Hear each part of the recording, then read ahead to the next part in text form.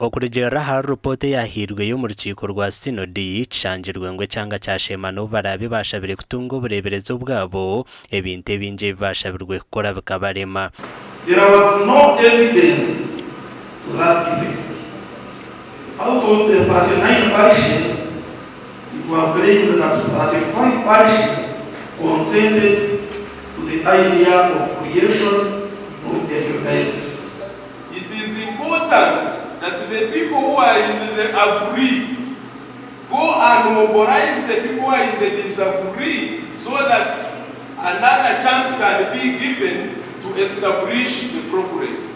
Report negera ngo ibintu muri amabanja ibura rya sente zo gure motoka ya Bishop ebyombeko bitarahamutindo okuryanagana hagati y'abicereza barukhajero bureberezi na nabo batari kubwenda na nebindi binji bebace baremise. At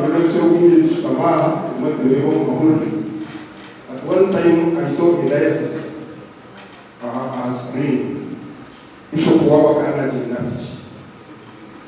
Ahapichi nukusaiko.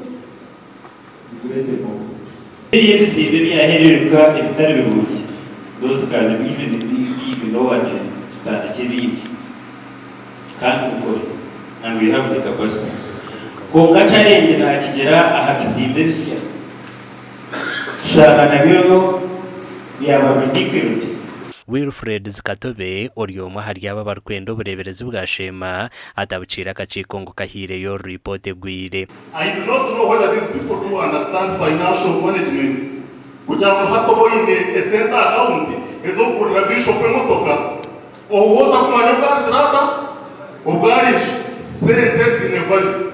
Omuhandichi wa Diocese ya West Ankole Reverend Canon Joseph Mweyunje arukugambaho na TV West nagira ngo sinode hingwize ibintu bibiri ahanshonga yashema kutungo bureberezi.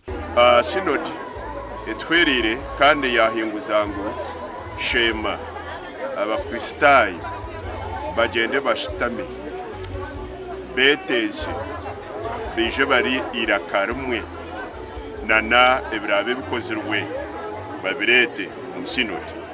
Canon Mweyunje yashaba bicariza bashema okutwaza mpora habeho obucurera no kutwekerana no kutumanaho ebigambo ebiro birungi ebikwisarhange kitinisa hakuba buri teka yona ne ya ruhanga kandi ruhanga rwayinira umwanya ogw'enteka sheme kashaba kutungo burebereze ku rugo mwaka gwa 1994 konka HT bine kubaha baguma bacimeramisho amakuru agagasha kwa Abraham Muganzi.